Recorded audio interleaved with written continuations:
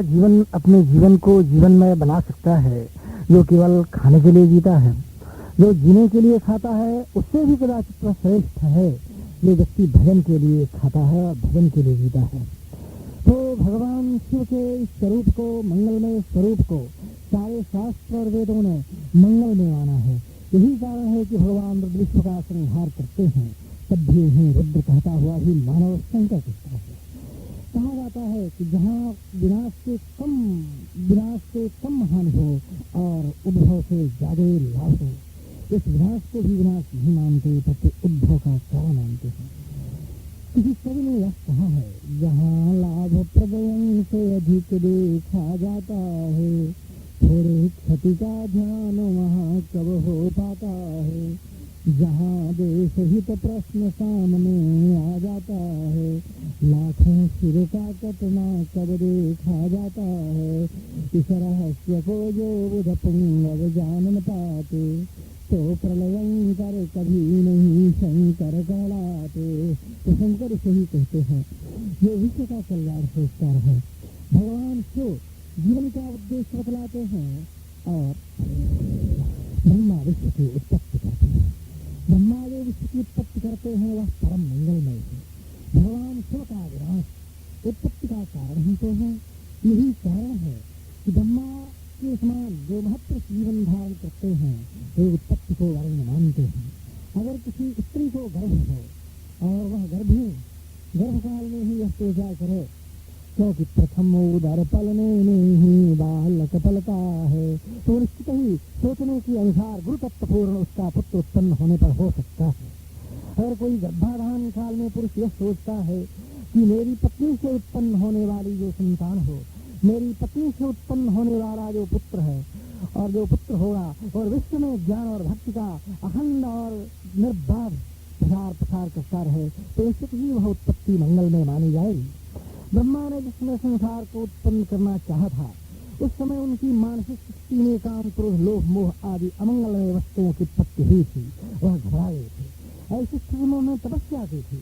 घोर तपस्या करने के समय में आदिशक्ति ने आकाशवाणी की थी और कहा था, तुम क्या चाहते हो? ब्रह्मा ने कहा, मुझे आश्चर्य है, मैं संसार की उत्पत्ति करना चाहता हूँ, किंतु मानवीय और प्राणमयी शक्ति के स्थान में मानस ऐसे पुत्र उत्पन्न हुए हैं, कामक, क्रोध, लोभ, मोह आदि, जो मेरे ही ऊपर प्रचार और प्रहार करना चाहते हैं। मेरे ऊपर प्रहार कर मुझे ही अब कुपथगामी बनाने की चेष्टा करते हैं। उत्पन्न किए जाने वाले प्राणियों को मंगलमय जीवन देने में ये सहायक सिद्ध हैं। इसलिए मैं चाहता हूँ मेरी सृष्टि ऐसी हो जो ज्ञानमयी हो। इसीलिए उनके पुत्र मानस शीघ्र रूप में सनक सनातन आदि उत्पन्न हुए थे, जो सत्मार्ग के प्रवर्तक सिद्ध हुए। फिर भी उन्होंने तपस्या की। केवल बाल ब्रह्मचारी रहने से ही तो संसार की सृष्टि नहीं चल सकती है। संसार की उत्पत्ति में केवल संतान का अभाव और अप्रजनन ही कारण नहीं है, सत्संतानोत्पत्ति, सद्विचार की उत्पत्ति भी कारण है। इसीलिए ब्रह्मा की घोर तपस्या करने के बाद में आदिशक्ति ने वरदान दिया और कहा, तुम्हारी तपस्या से मैं प्रसन्न हूँ। देखो, तुम जैसी सृष्टि करना चाहते हो वैसी ही सृष्टि होगी। और ठीक वैसे ही मंगलमयी सृष्टि उनसे उत्पन्न होने लगी। कहा जाता है उनकी मानस संतानोत्पत्ति के बाद में उनके आगे वाले तीसरे कुल में, तीसरे पुष्ट में जो संतान हुई, वहीं से यौन संबंध आरंभ हुआ। यही कारण है कि उसके पहले की उत्पत्तियां ऐसी वैज्ञानिक और यौगिक हैं जिनको सामान्य मनुष्य नहीं जानते। इसीलिए मार्कंडेय पुराण में लिखा गया है, चक्षुष्मन्तो विदुस्तत्र अचक्षुष्मन्तो न तद्विदुः। यह आंखें हैं, वे ही इस चीज को समझ सकेंगे कि वे पुरुष चिन्ह युक्त थे या नारी चिन्ह युक्त थे। सामान्य व्यक्तियों से बुद्धि की परे की वस्तु है। यही कारण है कि कोई कहा करते हैं कि देवताओं में प्रथम विवाह संबंध कैसे हुआ, क्या भाई और बहन वाला संबंध हो गया। वे मूर्खतापूर्ण बात करते हैं। वे यह नहीं जानते कि प्राथमिक सृष्टि मंगलमयी जो ब्रह्मा की सृष्टि है वह यौन संबंध से विरहित थी। यौन संबंध से विरहित उत्पत्ति कभी भी संबंध युक्त नहीं होगी। संबंध तो कल्पित होते हैं। रक्त संबंध से उत्पन्न होने वाली संतानों की बात और तदनुकूल विवाह बहुत बाद में हुए हैं। कश्यप ऋषि की जो जितनी स्त्रियां थी उन सभी स्त्रियों में अगर बड़ी स्त्री है आदित्य से दैत्यों की उत्पत्ति और आदित्य से देवताओं की आदित्यों की उत्पत्ति हुई है तो दूसरी उत्पत्ति मंगलमयी मानी गई है, तो प्रथम उत्पत्ति भी अमंगलमयी नहीं मानी गई। अगर अमंगलमयी थोड़ी बहुत उत्पत्ति हुई भी तो इसलिए कि आदित्य ने जिस तरह से मानसिक संकल्प व्रत उपासना तपस्या के कारण आपने से उत्पन्न होने वाली संतान को सत्मार्ग प्रवर्तक माना, वैसा सन्मार्ग प्रवर्तक संतान प्रभाव हो, ऐसा विचार आदित्य के गर्भ में नहीं आया था। तो उत्पत्ति में मंगलमयी भावना भरना परम आवश्यक है। सन्मार्ग प्रवर्तक ब्रह्मा कभी भी यह नहीं चाहते थे कि मेरी सभी संतानें असन्मार्ग से चलने वाली हैं। यह तो मैंने बातें आपके लिए कही, आज जन्मदिन के अवसर पर और सत्य को मंगलमय मानने वाले आप भारतीय नीतियों को समझते हैं, मैं तो शिव स्वरूप को मानने वाला हूँ। यही कारण है अगर मेरे समान यानी शिव की भावना से युक्त आप न हो सके तो निश्चित रूप से ब्रह्म भावना से संयुक्त हों। ब्रह्मा की जो भावना है वह भावना परम पवित्र आपके लिए भोगमयी भावना अगर नहीं तो मंगलमयी भावना उत्पत्ति मूलक अवश्य है। और उस उत्पत्ति मूलक भावना में अपनी भाव राशि को भरते हुए आप मानव मानस का साधारणीकरण करेंगे तो आपका निश्चित ही कल्याण होगा। और वह कल्याणमयी वृत्ति शिव भाव से उद्युक्त होती हुई और वैष्णव भाव से परिपालित होती हुई ब्रह्म भाव की उत्पत्ति से संयुक्त होगी। और यह एक महत्वपूर्ण योग है। यह समवाय संबंध से संबद्ध होने पर सर्वस्व है और संयोग संबंध से संबंध होने पर वैसा नहीं हो। तो अगर मेरा जैसा संकल्प न कर सके कौन, शिव वाला, तो कम से कम ब्रह्मा वाला संकल्प यही करिए कि मेरा लड़का सत का उत्पादक हो, असत का नहीं। इतना संकल्प जरूर कर लीजिए। मेरे असत शब्द आपको ठीक समझ में नहीं आए हो तो ऐसे समझिए, मेरा लड़का अच्छा काम करने वाला हो, मेरा लड़का खराब काम करने वाला नहीं हो। मेरा लड़का मेरी आध्यात्मिक परंपरा की उत्पत्ति को विनष्ट न करे। मेरा लड़का बौद्धिक जगत और आध्यात्मिक जगत की नववैज्ञानिक उत्पत्ति कर सके तो अच्छा। वैसे ही मेरा लड़का अगर कोई गुरु रूप में पैदा हो सके तो बहुत अच्छा है, क्योंकि आदि गुरु भगवान शिव से ज्ञान का प्रवाह और भक्ति की स्रोतस्विनी कर्म की मंदाकिनी प्रवहमाना आज भी प्रत्येक प्राणी में आती है। और गुरुओं में विशेषतः प्रत्येक प्राणी गुरु है, वह अपने आप को पहचानता नहीं। जो पहचानता है आपकी दृष्टि में उसे आप गुरु कहते हैं। तो सोचना यह है कि गर्भ में किसी जीव का अगर प्रवेश हुआ तो वह हमारा जीव आदि गुरु भगवान शंकर से लेकर प्रवहमान वैष्णवी धारा, शैव धारा, सत्य धारा, गाणपत्य धारा, सौर धारा किंबा ज्ञानमयी विज्ञानमयी ब्रह्म धारा प्रवहमान करे। अगर ऐसी उत्पत्ति की आपने कामना की तो बहुत अच्छा। अगर आप लोगों में किसी के लड़के का अक्षरारंभ हुआ, उस अक्षरारंभ काल में यह उत्पत्ति की संकल्प भावना होनी चाहिए कि मेरा बच्चा अगर ज्ञान को उत्पन्न करेगा तो वह ज्ञान ऐसा हो जिससे सब सृष्टि का प्रवाह चलता रहे और यह अपने लिए कुछ करता हुआ भी विश्व के लिए करे। वैसी वाली बात कैसे कहूँ, उत्पत्ति की चर्चा चला रहा हूँ। तो उसने यह भी वह सोचे अक्षरारंभ के समय में, ज्ञानोत्पत्ति के साल में, कि मेरा लड़का जिस विद्या का अध्ययन करे वह विद्या अक्षर मात्र नहीं रहे, प्रस्तुत विद्या ज्ञानमय हो।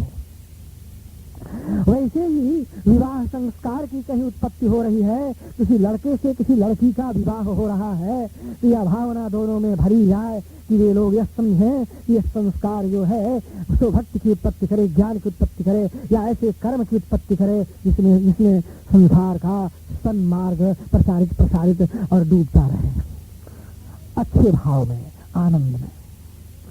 और यदि किसी के घर कोई ऐसी उत्पत्ति होती है, पदोत्पत्ति होती है, किसी अच्छे पद पर जाता है, तो उस आदमी को, उसके मित्रों को मंगल कामना सद्भावना में यह कहना चाहिए, यह बतलाना चाहिए और ऐसा दिखलाना चाहिए, ऐसा उपदेश सुनाना चाहिए कि यह आदमी इस पद पर जाकर केवल कल्याण की भावना सोचे। नीचे के जो लोग हैं, जिनकी कामना और जिनकी रक्षा और जिनके उद्देश्यों की पूर्ति के लिए, जिनके अभावों की, जिन कार्यों, जिन मनुष्यों के अभावों की पूर्ति के लिए पदस्थ हो रहा है, यह प्राणी उस पद पर जाकर उनके कार्यों की नवल धवल पदोत्पत्ति काल में ही संकल्प ले कि उन्हें सफल बनाए और कार्यों और कार्याधीशों को सुखी बनाए। तो ये ब्रह्मा का कार्य है। जानते हैं, ब्रह्मा चतुर्मुख कहे जाते हैं। ब्रह्मा का बहुत ऊंचा स्थान है। जब कोई यज्ञ होता था तो उसमें ब्रह्मा जो होता था वह आचार्य और ऋषियों से भी विद्वान होता था। ब्रह्मा ब्रह्मविद् भवति। वेद के शब्द को उसने लिखा, ब्रह्मा तो ब्रह्म को जानने वाला है। अनीश्वरवादी जो दर्शन है वे ब्रह्म को वेद मानते हैं। कर्मवादी जो दर्शन है वे ब्रह्म को वेद मानते हैं। और जो ईश्वरवादी दर्शन है वे ब्रह्म को ईश्वर का ऊपर का भाग मानते हैं, जहाँ से ब्रह्म से उजागर होता है। तो इन तमाम दर्शनों के देखने पर भी हम ये सोचते हैं, और आर्ष ग्रंथों के देखने पर भी ब्रह्मा ब्रह्मविद् भवति। ब्रह्मा जो है वह सकल गुणगरिष्ठ होता है। ब्रह्मा ही यज्ञ का समस्त संरक्षण करने वाला, संपूर्ण कुछ देखने वाला, आपत्तियों को नाश करने वाला और वह मंगल करने वाला होता है। इसीलिए ब्रह्मा को हम चतुर्मुख कहते हैं। इसीलिए ब्रह्मा के पूर्व दिशा से रक्षा करता है, एक मुख से दक्षिण से, तीसरे मुख से पश्चिम से, चौथे मुख उत्तर से, और उन दिशाओं के साथ। इस ब्रह्मा के एक मुख से एक वेद, तो दूसरे मुख से दूसरा वेद, तीसरे से तीसरा, चौथे से चौथा। वेद का अर्थ कोई बहुत खराब न समझा जाए। वेद से घबराने की बात नहीं है। वेद हम कहते हैं उस ज्ञान को जो ज्ञान हमें कर्म सिखलाए, भक्ति सिखलाए, ज्ञान सिखलाए, और कर्म ज्ञान भक्ति के नाम ब्रह्म ज्ञान सिखलाए। अथवा वेद अगर हमें ब्रह्म ज्ञान सिखलाता है तो यजुर्वेद हमें कर्म सिखलाता है। ऋग्वेद अगर हमें धर्म सिखलाता है तो हमें सामवेद भक्ति सिखलाता है। इसलिए भगवान कृष्ण ने गीता में कहा था, वीराणाम सामवेदोऽस्मि। अस्तु, हमें यह कहना है कि ब्रह्मा उत्पत्ति के कारण है और ब्रह्मा चतुर्मुख है। यही कारण है कि चतुर्मुख ब्रह्मा का बहुत बड़ा महत्व है, और वह चतुर्मुख ब्रह्मा बहुत बड़ी शक्ति से संपन्न है, और इसीलिए वह यज्ञ का आचार्य है, और इसीलिए गुरु के अनेक स्थानों में ब्रह्मा का श्रेष्ठ और प्रथम स्थान दिया जाता है। मैं यह मानता हूँ, तंत्रों और योग ग्रंथों के देखने पर मैं समझता भी हूँ, चाहे किसी को विश्व के समान प्राण शक्ति देने वाला गुरु न प्राप्त हो, चाहे भगवान शिव के समान देव दर्शन कराने वाला, मनोराज्य पर पूर्ण अधिकार प्राप्त करा देने वाला गुरु दर्शन न दे, चाहे कोई अंतिम दीक्षा देने वाला ब्रह्मज्ञानी गुरु से प्राप्त न हो, किंतु ब्रह्मा गुरु, उत्पत्ति का साक्षाभूत गुरु ब्रह्मा अगर किसी को जीवन में मिल जाए, ब्रह्मा गुरु का अर्थ क्या है जी? जो सामान्यतः संध्या गायत्री प्राणायाम करना मात्र जानता हो, वह ब्रह्मज्ञानी नहीं हो अगर, तो वेद के अर्थमात्र को भी जानता हो, ऐसा नहीं अगर, तो आचारमान निष्ठामान तुम्हारे दृष्टि में है, यह भी नहीं है, तो तुमसे बड़ा है, तुम उसके प्रति किंतु श्रद्धा रख सकते हो, ऐसा भाव अगर किसी के प्रति है, स्वयं उन समस्त गुणों से संपन्न हो या न हो, किंतु एकलव्य की तरह तुम्हारा भाव अगर ऊंचा है, तो कोई भी गुरु ब्रह्मा गुरु होता है। आदि सृष्टिकारक जो ब्रह्मा है, उनकी जितनी शक्ति है, उनका जितना प्रभाव है, उनका जितना यशस तेजस है, वह सब कुछ प्रवाहमान होकर उस आदि गुरु में, उस ब्रह्मा गुरु में प्राप्त होता है। इसीलिए एक ही ब्रह्म को, एक ही गुरु को हम चार रूपों से कहते हैं, ब्रह्मा, विष्णु, महेश्वर और ब्रह्म। तथा भिन्न भिन्न भी गुरु होते हैं। कोई गुरु इतना ही होता है जो ब्रह्मा का काम कर जाता है, आचार दीक्षा मात्र दे जाता है। कोई गुरु होता है तो प्राणों पर अधिकार करा देता है, कोई गुरु होता है तो मनोराज्य पर अधिकार करता है। जितने देवता लोग हैं, सभी देवताओं के दर्शन कराने की शक्ति जिस दीक्षा से और जिस गुरु से प्राप्त होता है, उस गुरु को महेश्वर गुरु कहते हैं। इसलिए स्तोत्रों में कहा गया है कि समस्त देवता लोग उसके वशवर्ती होते हैं, और पालन करने का अधिकार भगवान विष्णु का है। प्राणों का संरक्षण भगवान विष्णु रूप गुरु ही कराते हैं, और देवताओं के दर्शन स्वर्ग राज्य से ऊपर के राज्य के समस्त देव विभवों को जो आपके सामने लाने वाले गुरु हैं, उस गुरु को हम महेश्वर गुरु कहते हैं। और उनसे ऊपर जो है जिनके बारे में कुछ भी नहीं कहा जा सकता, इसलिए घबराकर या इसलिए परम प्रसन्न होकर या इसलिए महत्वपूर्ण शब्दों का प्रयोग करते हुए हम गुरु साक्षात परब्रह्म का कर विश्राम लेते हैं। तो मैं अभी उत्पत्ति, जीवन की उत्पत्ति पर कह रहा था। शायद ब्रह्मा ने अधिक समय ले लिया जितना कि शिव ने नहीं लिया था। तो फिर क्या करिएगा, संसार में तो एक एक वर्ष के बाद में पूजा पाठ लेकर चलने वाले गुरु ब्रह्मा गुरु की ही श्रेणी में आते हैं, और उनके प्रति अगर आप सम्मान न दे सकें तो सम्मान का भाव नहीं होना चाहिए, क्योंकि हम किसी को सम्मान न दे सके तो असम्मान देने का हमारा क्या अधिकार है। हाँ, यह बात दूसरी है कि आप प्रत्यक्ष देख लें कि आपके पैसे से वह तारी पीते हैं, वेश्या कह जाते हैं और अस्त्र शस्त्र तैयार करके लोगों को मारते हैं, तब मैं आपको दूसरी राय न दूंगा। आपकी बुद्धि जो कहे वही करें जो उचित हो। किंतु अगर ऐसी बात नहीं है तो मुझे यह कहना है कि संसार के सभी आचारवान श्रेष्ठ व्यक्तियों पर जिनके प्रति आपकी गतकिंच श्रद्धा है, या जिनको आप सोचते हैं कि हमारे युग युग से अपने हैं, ऐसा आपके हृदय में भान है और उससे पीछे आप कभी भी नहीं जा सकते हैं, तो आप निश्चित ही उस गुरु को ब्रह्मा गुरु मानिए। अब आपके लिए ब्रह्मविद है, जिसमें कुछ नहीं है उसी तो ब्रह्म है, तो उससे बड़ा कल्याण होता है। ब्रह्मा से संबद्ध उत्पत्ति के विषय में हमने आपको दो चार बातें सुनाई। अब मैं विष्णु गुरु के बारे में कुछ बातें कहकर ब्रह्मा गुरु के बारे में बातें कहना चाहूंगा। तो विष्णु गुरु के बारे में मुझे यही बात कहनी है कि भगवान विष्णु जो है वह सारे संसार के पालन करता है। तो जो सारे संसार के पालन करता है उनका प्राणों पर साम्राज्य है, और जिनका प्राणों पर साम्राज्य है वही हमको संसार में ठीक से रहने देते हैं। यही कारण है कि हमारे आपके ऊपर कोई आपत्ति पड़ती है, ऐसे क्षण में रक्षा करने के लिए ब्रह्म के स्वरूप जो भगवान विष्णु है वही कभी अवतारी बनकर, कभी गरुड़ छोड़कर, कभी गरुड़ पर सवार होकर, और कभी कपड़ा बनकर, कभी सांप काटने दौड़ा तो डंडा बनकर, मैंने तो उदाहरण मात्र दिया, ऐसे अनेक विध रूप धारण करके अपना काम करते रहते हैं। इसलिए प्राणों की रक्षा करने का अधिकार, संकटों से रक्षा करने का अधिकार विष्णु गुरु को है। और वही विष्णु गुरु जो है हमारी सृष्टि में हमारी आपकी रक्षा करते रहते हैं। हमारे प्राणों पर उन्हीं का स्वामित्व है। प्राण और आत्मा के बारे में दर्शन शास्त्रों को आप पढ़ेंगे तो आपको मालूम होगा, पर अभी आप इतना ही जानिए कि हमारे प्राणों पर अधिकार विष्णु का ही है। इसलिए प्राण का दूसरा नाम विष्णु माया है। माया शब्द का कुछ अर्थ मध्य युग के लोगों ने किया। जो इतिहास पढ़ने वाले हैं इस बात को जानते हैं कि आज से 2700 वर्षों पहले के जो ग्रंथ मिलते हैं, भगवान बुद्ध के पहले के जो ग्रंथ मिलते हैं, उन ग्रंथों में माया शब्द का बड़ा अर्थ किया गया है। बहुत अच्छा, या माने यो शक्ति, माँ माने ब्रह्म है, उसका नाम माया है। तो 2700 वर्षों पहले जो ग्रंथ, जो अर्थ माया का किया गया है, तो ब्रह्म जब सब कुछ है तो खराब भी है। माया का कोई असत अर्थ करता है तो मैं से झगड़ा नहीं करता। तुलसीदास जी ने दोनों देखा उधर 2700 वर्षों पहले, तो देखा वो माया तो ब्रह्म का नाम है, और इधर देखा तो लोगों ने माया की बड़ी निंदा की थी। तो बीच में पड़े बेचारे तो कह दिया कि कोई कह झूठ सत्य कह को, और मैं उभय प्रबल करी लाख। उन्होंने उभय प्रबल कर रखा। सोचा कि झगड़े में कौन पड़े, इधर के लोगों से भी राय और उधर के लोगों से भी राय कर लो। किंतु माया शब्द ब्रह्म का पर्याय है। विष्णु माया माने विष्णु ब्रह्म। इसलिए या देवी सर्वभूतेषु विष्णु मायेति शोदिता नमस्तस्यै नमस्तस्यै नमस्तस्यै नमो नमः। आप लोग भी कहें ओम या देवी विष्णु मायेति शोदिता नमस्तस्यै नमस्तस्यै नमस्तस्यै। ओम या देवी सर्वभूतेषु विष्णु मायेति शोदिता नमस्तस्यै नमस्तस्यै नमस्तस्यै नमो नमः।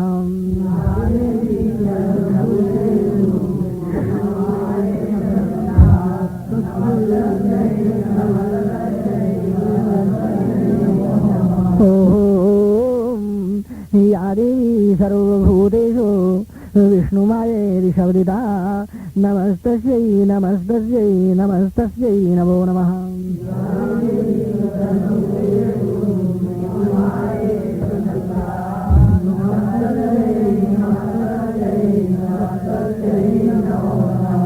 ओम, यही कारण है कि जिन लोगों को प्राण शक्ति की कमी मालूम होती है, हृदय में धड़कन मालूम होती है, ऐसे महत्पुरुष हृदय में ही इस मंत्र का जप करते हैं तो बड़ी शांति मिलती है।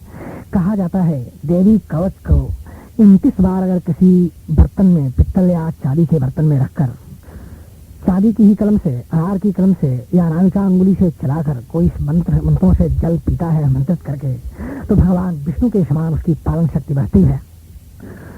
तो विष्णु माया का अर्थ बड़ा ऊंचा हुआ। इसका यह अर्थ होता है कि विष्णु ब्रह्म, विष्णु की व्यापकता। तो विष्णु माया जो है बड़ी प्रबल है और उसी विष्णु माया के द्वारा, उसी विष्णु शक्ति के द्वारा, उसी वैष्णवी शक्ति के द्वारा प्राणों की रक्षा होती है।